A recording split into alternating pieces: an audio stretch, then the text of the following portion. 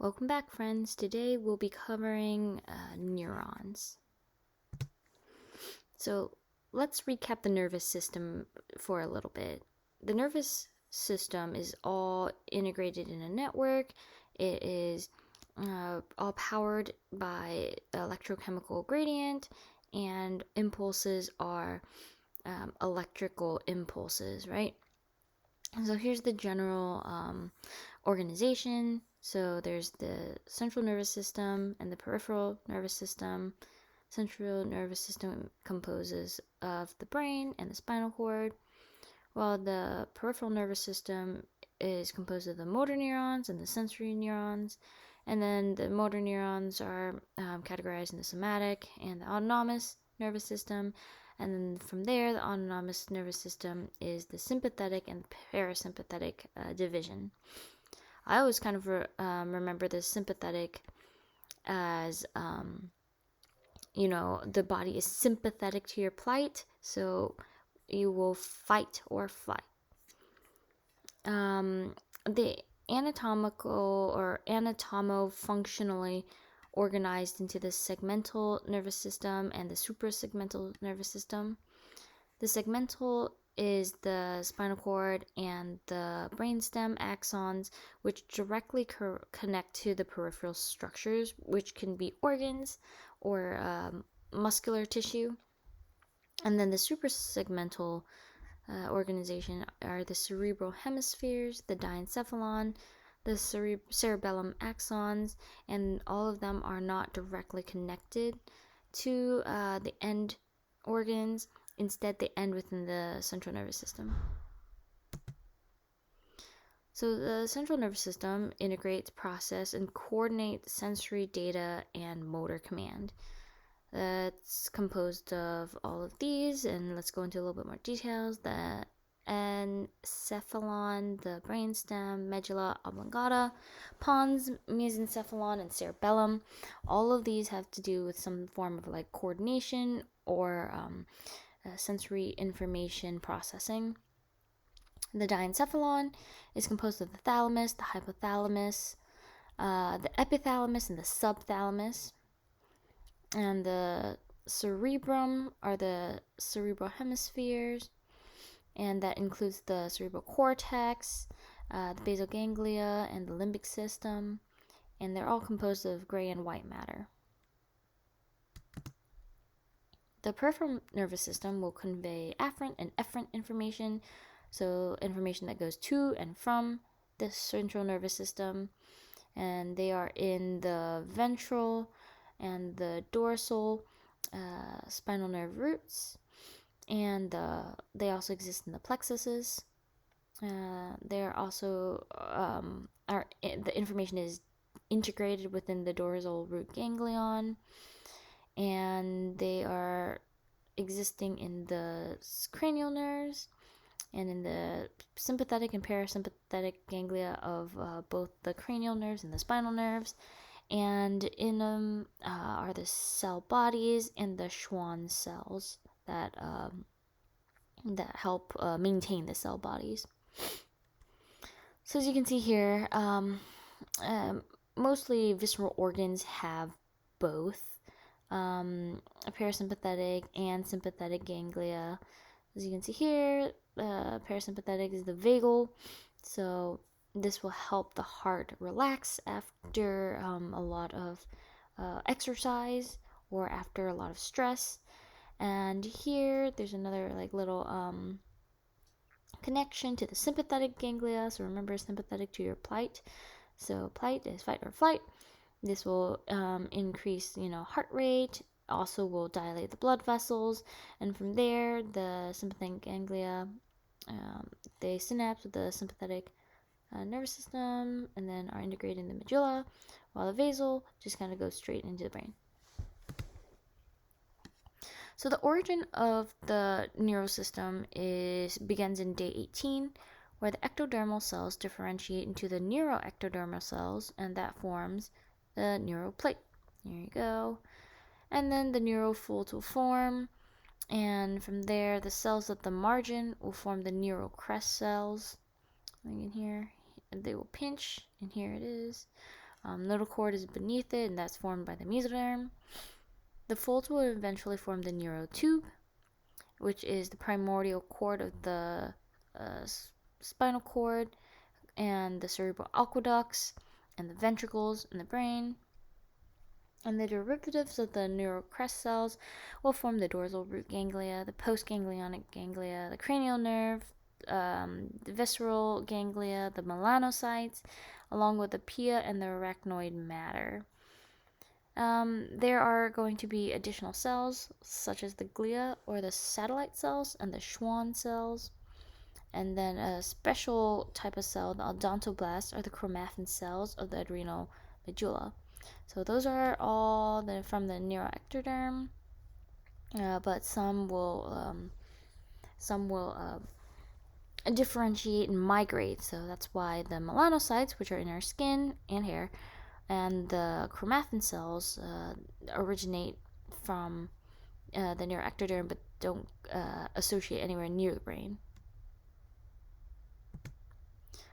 So neurons are specialized and irritable cells. Irritable cells means they're responsive to a variety of things, whether it be chemical or electrical stimulation. In the average humans, about 9 to 15 billion, but give or take a couple billion.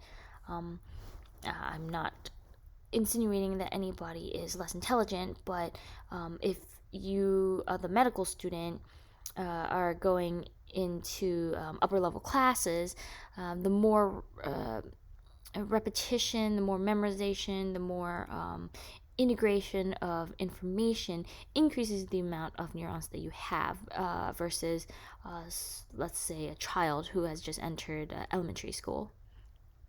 So neurons play a role in depolarization. That's how the impulses are fired, and propagation of the information. So they carry that electrochemical signal from one place to another, and it's composed generally of the cell body, or the perikaryon, also known as the soma, dendrites, and axons. The cell body is the metabolic and trophic center. Most of them lie within the central nervous system, except for the primary sensory neurons and the postganglionic neurons of the autonomic nervous system. So inside the cell body is generally a large and round central nucleus, and it is euchromatic with a prominent nucleolus and lots of mitochondria and lysosomes.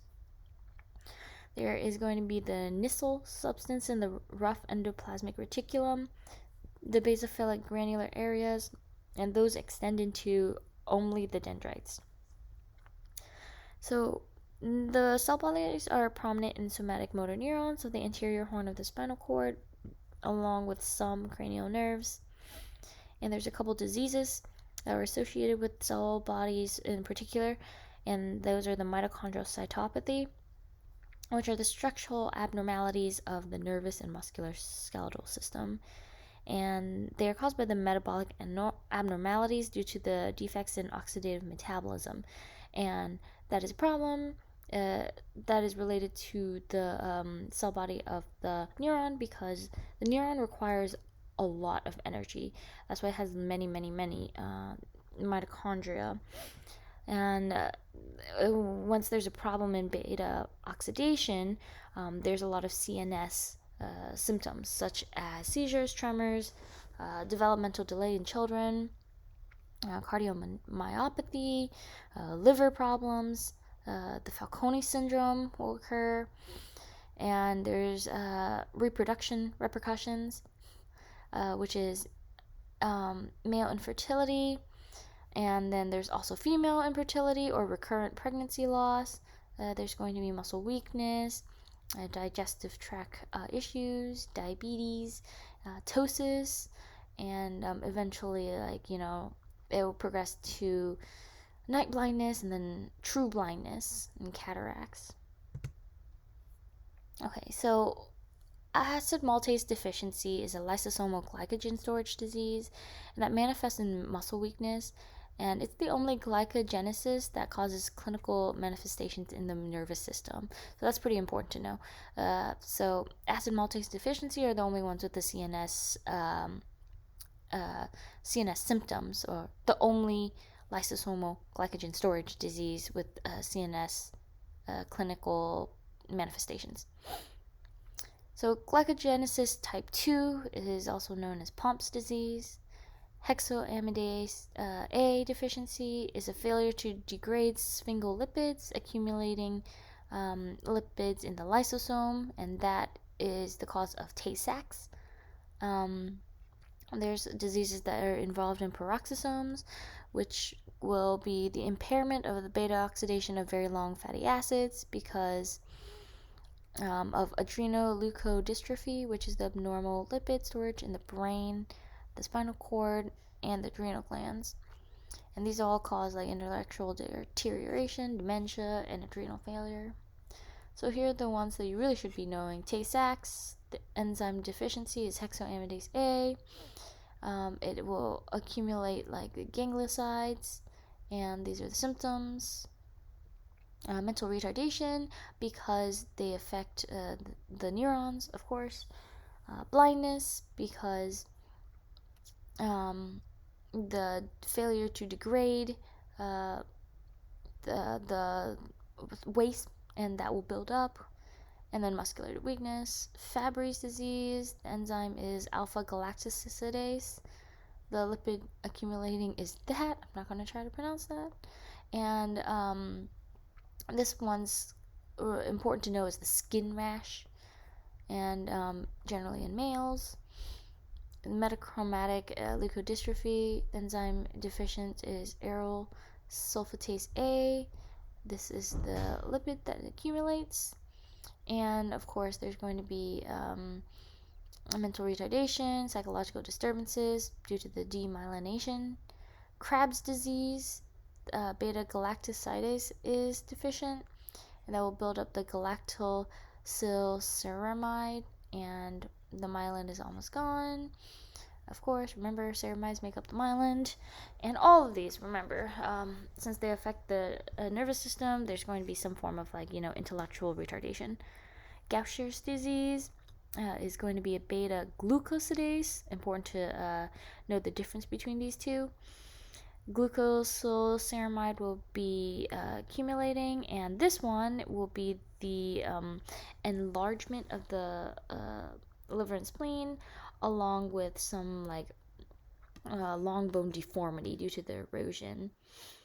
Niemann-Pick disease is sphingomyelinase deficiency, and of course, sphingomyelin will be deficient.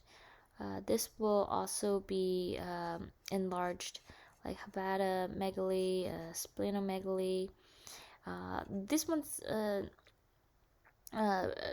different from Gaucher's disease. Well, you can identify the disease in a question, because they're going to be fatal within age 2. So if the question says patient suffers from enlarged liver and spleen and is age 5 with some form of mental retardation, you can kind of automatically guess that it's going to be Gaucher's disease. So lastly, Farber's disease, ceramidase is going to be deficient. Ceramides will accumulate, and this will be hoarseness of the throat. So when they cry, it will be scratchy. Dermatitis, they're going to have irritated skin, some skeletal deformation, and of course, it's fatal in early life. So when they say fatal in early life, it's around age 2. So the cytoskeleton of the neuron has abundant neurofilaments, which are the most stable substance, and it provides the mechanical strength. You can see it with a silver stain. The microtubules are in the axons, and they're made out of an alpha-beta tubulin complex with a microtubular associated protein. So those are kind of like receptor proteins, and they also provide strength and adhesion. Microtubules are used to transport substances and organelles up and down the axon. And the axon have a lot of tau protein, but not a lot of MAP2 protein, while dendrites have the reverse, so they have a lot of the microtubular associated protein 2, but not a lot of tau. The microfilaments are made out of just the beta gamma actin subunits rather than the alpha beta tubulin subunits, and they play a role in positioning and anchoring membrane proteins. So you can see here this nice little diagram. These are the microfilaments. They're generally in the periphery of the cell and the axon, and within is the microtubules and the neurofilaments. Okay, so dendrites are the main signal reception and processing sites of the cell, and they have tempering short processes, unlike the axons, and those are called spines. And the changes in the spine is a sign of neuroplasticity. The change in the patterns of connection or individual neurons, and neuroplasticity is not necessarily a bad thing. So yes, it occurs in traumas, in strokes, where like part of the brain has been damaged, but it also changes when you start learning, right? Once you start learning hard material for a long amount of time. So I'm not saying like you just randomly started picking up knowledge or trivia knowledge from this, that, and the other. But if you sit down and study something like histology, your brain is changing. You're making new pathways to connect all this information. So they can also change the individual neurons. Sometimes like a spine area will be damaged, but the perikaryon will be able to send nutrients and whatnot, organelles, down the axon to the dendrite to repair it. So there's not going to be any Golgi apparatus, but the rest of the organelles are going to be present in the dendrites. So there's going to be like the mitochondria, the nucleus, the lysosomes, and the dendrites can synthesize the bodies from the synthesize proteins from the Nissl bodies, and the Nissl bodies allow the identification of dendrites in the neuropil. And the neuropil is a net of glial processes, vessels, axons, dendrites, synapses, and those form most of the gray matter. So you go, here's the dendrites, here are the dendrite spines, here's our tiny little processes. And as you can see, the dendrite increases the surface area of the neuron considerably. Okay, so axons are a single process, and they vary in size according to the type of neuron. These all arise from the axon hillock, where the electrical signals are integrated. And the initial segments are generally short, narrow, and amyelinated with a lot of mitochondria and the voltage-gated sodium channels in the axonlemma. So this is also the trigger zone. So once the impulse goes through and is able to activate enough, remember, since it's an all or none phenomenon, if they have reached the threshold, it will go through and the impulse will propagate. The axon will transmit the signal to supply material synthesized in the cell body to the synaptic terminal, or to reuptake the material. So generally the material would be like some kind of neurotransmitter, sort of like acetylcholine, right? So the transmit signal, or the reuptake signal, would be to send up like acetylcholine or esterase to cleave off the choline from the receptors and allow the body to reuptake. So the axoplasm will have a lot of mitochondria, the lysosome, neurofilaments, microtubules, and microfilaments. So these filaments are going to be for structure, mitochondria is to provide an energy to reuptake things or to release things, and the lysosome is to break down and clean out waste. The axons, unlike the dendrites, lack the structures to produce protein. Instead, it just propagates the impulses along their shaft, which is a long, thin, cylindrical myelinated tube, and it's uniform in diameter. The axon terminal will have a bunch of branches, and within the branches are buttons, and those buttons will have the neurotransmitter and the mitochondria. The movement from the perikaryon to the axon terminal is going to be like interchangeable. but importantly, there's the anterograde and the retrograde transport, and those use the microtubules and the motor proteins in order to transport things. Anterograde transport will support the function of the presynaptic neural terminal, and it will also transport the neurotransmitter peptides along with the enzymes for metabolism of neurotransmitter. It's mediated by kinesin, which is microtubule activated ATPase. The retrotransport will convey information to the cell body about the state of the axon terminal, and it determines how the cell bodies respond to the changes.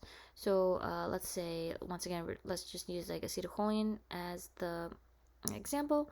If there's a lot of acetylcholine floating around in the synaptic cleft, then that signal will go back. So as retrograde, return to the cell body, and the cell body will be like, hey, there's too many acetylcholines floating around. We need to reuptake them so we can reuse them. So they transport the effete organelles, the recycled neurotransmitters, the nerve growth factors, along with the viruses and toxins, which is a lot more problematic. Anterograde stream is a lot slower because it's used for the renewal of the structural component of the neuron. So, of course, when you reuptake it, you want it slow so the neuron can, take what they need, right? This is important for the maintenance of the axon. And the anterograde transport defects that can be caused by nutritional, ischemic, traumatic, metabolic disorders, and viruses. And those will cause the dysfunction and degeneration of the axon. So these are a couple diseases, Parkinson's, ALS, and the spinal muscular atrophies. Those are resulting from the degeneration of the axon. And the neurotropic viruses will use the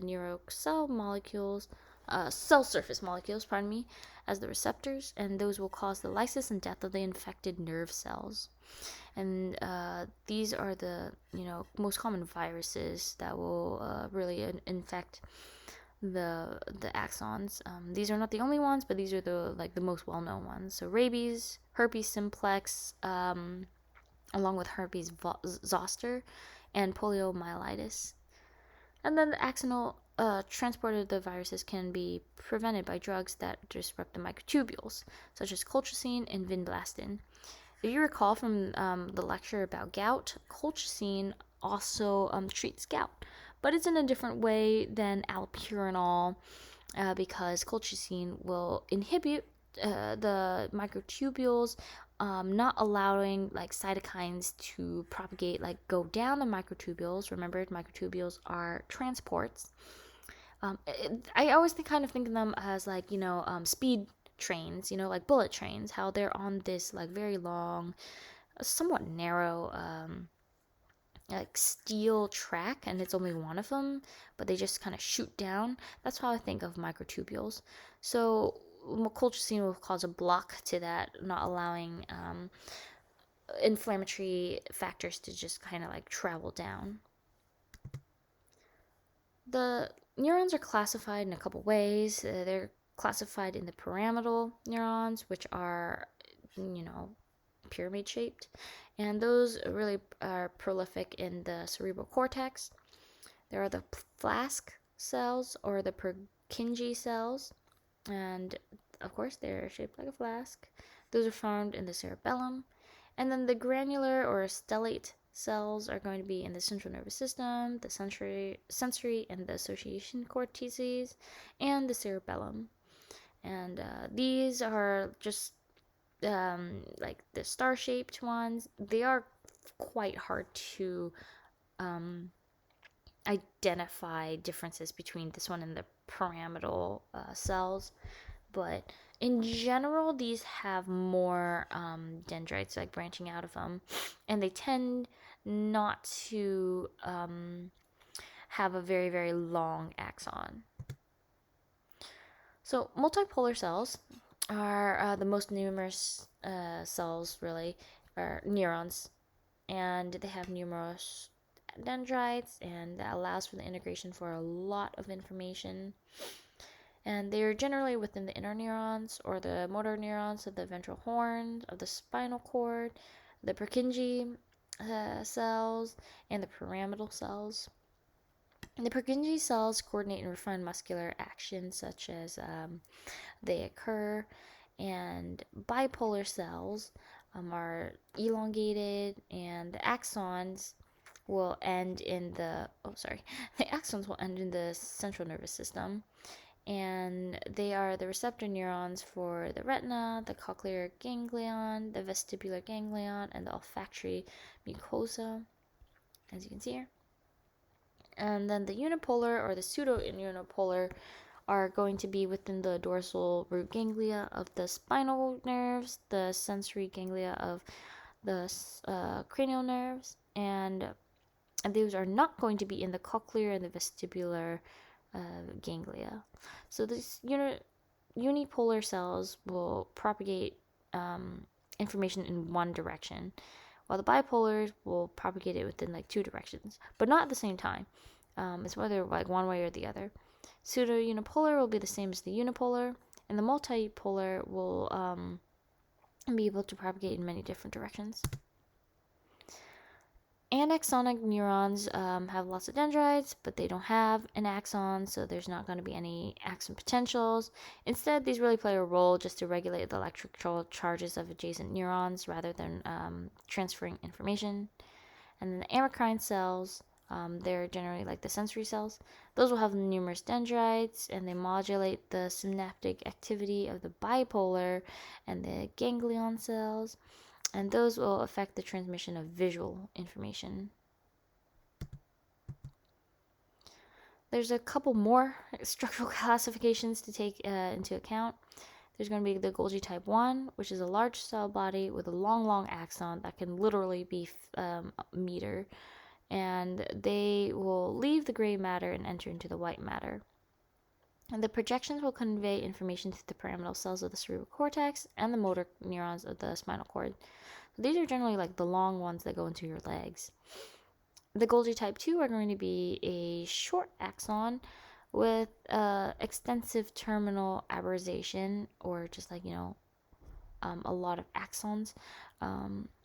And it's almost like a tree, like it's bushy around a small, I should say soma, but around a small cell body.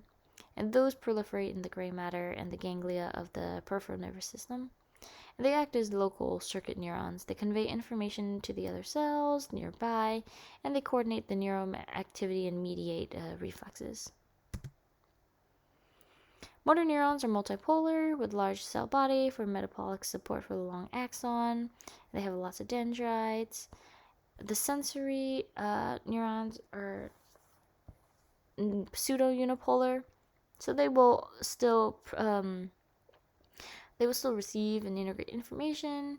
And then the inner neurons are multipolar and bipolar in the central nervous system, and they coordinate neural activity and mediate reflexes. Inner neurons also play a role in like thought processes. Okay, so this was a bit long, but it's a lot of information. Thank you for your attention, and good luck studying.